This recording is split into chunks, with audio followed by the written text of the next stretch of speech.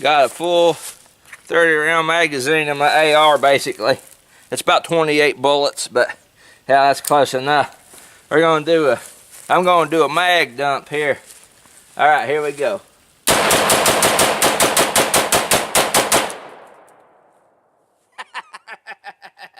Oh, it's still got some. It's hung up.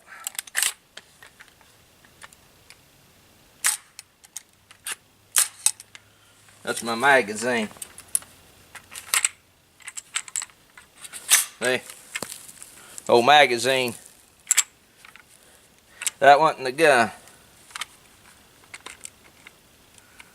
Come on, there you go.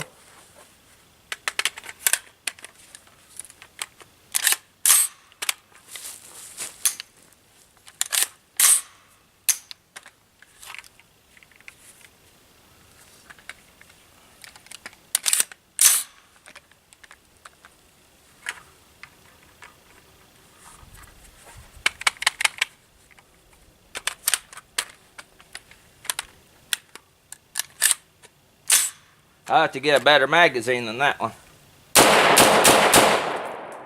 There we go. Oh, nope.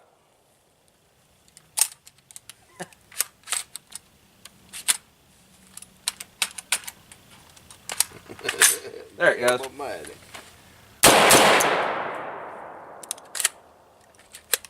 Well, I learned one thing today. My old Magpul ain't as good as I thought it was.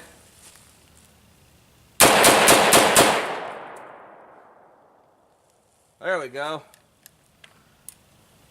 Hey there guys, it's Pliskin by 51mm. I wrote in a clip from the other day before this because I'm going to talk about my Magpul PMag. Okay, so you all saw in that video those clips that I put up in front of this one where my AR-15 was jamming.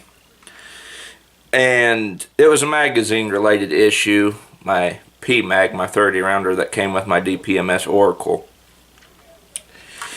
And what I initially thought was the problem was the magazine itself. You know, the magazine was jamming. But as I began to think about it, me and my dad was out there, as we began to think about it and we was, you know, looking my magazine over, we noticed that these PMags have a spine that runs the front of the follower right up in here. See, I'll push this in a little bit. See that little spot right there, that little spine there in the front? Now see, with good factory ammo, these are some 75 grain TMJ rounds from way back when I tested that American Eagle 223 ammo from Cabela's. Now see, with these fit in there just fine. No problems at all, because the full metal, or the TMJ total metal jacket, is smooth. That whole bullet is smooth, you know, factory new, there's nothing wrong with them. But them plinking loads that I had, they were mangled up there on the bullet because they'd been pulled. We have three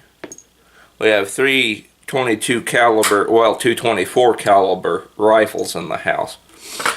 That is, one is my AR-15.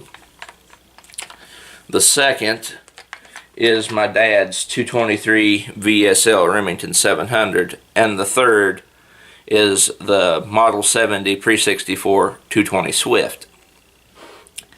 And my dad's 220 Swift has a very particular diet. It doesn't like anything higher than 52 grain bullets.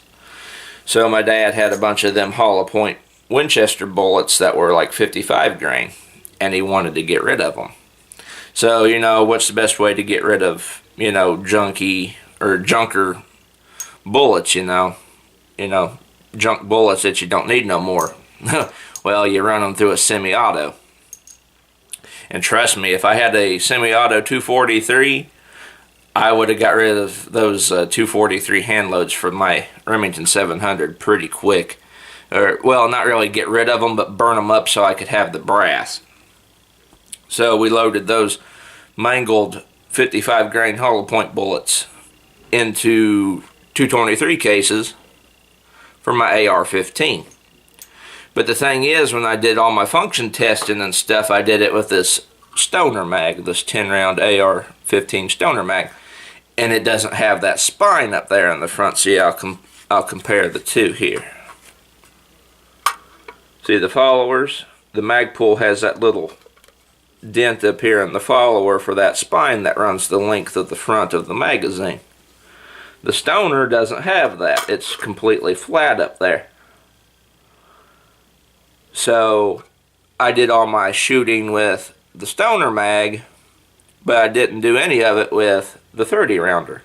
And the reason for that is because when I'm at the range, here just a comparison. When I'm at the range, the PMag bumps the table and it prevents me from setting my rifle. See, of course all of you know this, but you know, I've got it on the table doing some group shooting, and this big 30 round magazine is keeping my rifle from sitting in the rest properly. So I'm sitting there having to rest that magazine on the table, and I've heard conflicting stories from folks saying that you shouldn't do it, that it may cause feeding issues, and then I've heard people say that it's okay. Either way, I don't test it out because I want my rifle to run smoothly. So I've been doing all my, you know, group shooting and stuff with this stoner mag, and that's all well and good, but it does not have that spine up there. And if it had that spine, and if I had used my PMag, I would have found out that those pulled bullets in my 223s, my 223 cases, wouldn't cycle in this magazine very well.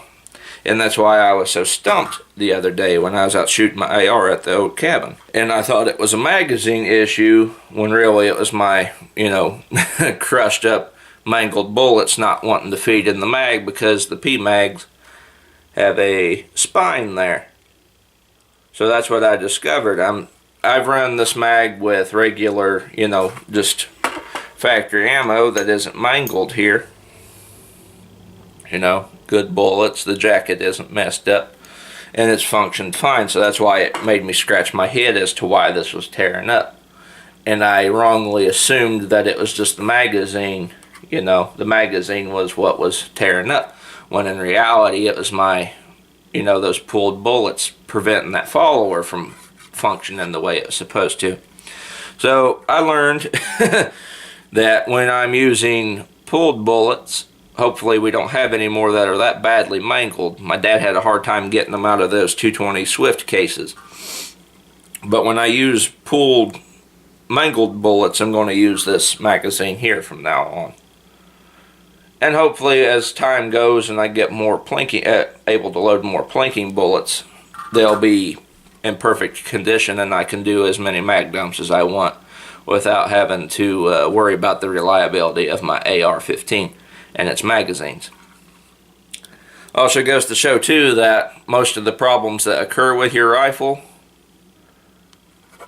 may have a lot to do with the magazine. I'm not saying my magazine's junk, but the ammo I was running in it was gangly and, you know, crappy, and was preventing the magazine from doing its job, which in turn prevented my rifle from doing its job. So not everything is, you know, the fault of the rifle a lot of the time if something's going wrong.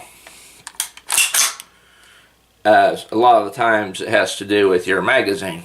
And my M1A, I had a magazine that was tearing up with it, just kind of there on the last second round, it was jamming up. And it was a magazine issue, had nothing to do with the rifle. The rifle was fine, but the magazine was, you know, causing the rifle to jam. There on the second to last round, it wouldn't strip the last round, it would engage the bolt catch on the other side on my M1A, for example. Just bringing up some other tribulations I've had with magazines. So my AR-15's good, my PMag's good. It was just the ammo that I was using wasn't up to par, but that was really no fault of my own. or, you know, really a thing I would have figured out unless I had used my PMag to do my shooting with that ammo. But the whole point of that ammo from the get-go was to be shot up. My dad didn't want it no more. He didn't want to use it through his 220 Swift, and certainly not through his 223, so he gave them to me because he knew that I'd use this as a bullet hose, because it's a semi-auto, and you know, I tried to be precise with it, and it is I've gotten it pretty good precise. It's hand loads with reloader 7 and a 55 grain Blitz King is scary. But that being said, 223 is cheap and easy to reload, and going, you know, ballistic with one of these and having some spray and pray fun is a good time too. So that's what I figured out. My Magpul is good to go. There's nothing wrong with it. It was solely an ammo problem, and I figured I'd relay this information to you guys because you may find it interesting. Alright, well, my data's running low. I only got 4 minutes. I plan to get to the range sometime. It's pouring the rain out right now, and do the PMC bronze for the M1A. It's a 147 grain full metal jacket boat tail, and I will see how this groups out of the M1A loaded at 100 yards and show you guys the video footage so you too may know what a 147 grain PMC round will do. Well, 147 grain PMC round will do 308 will do out of your M1As. Well, anyway, I'll see you guys all in the next video, and this has been Pliskin by 51mm.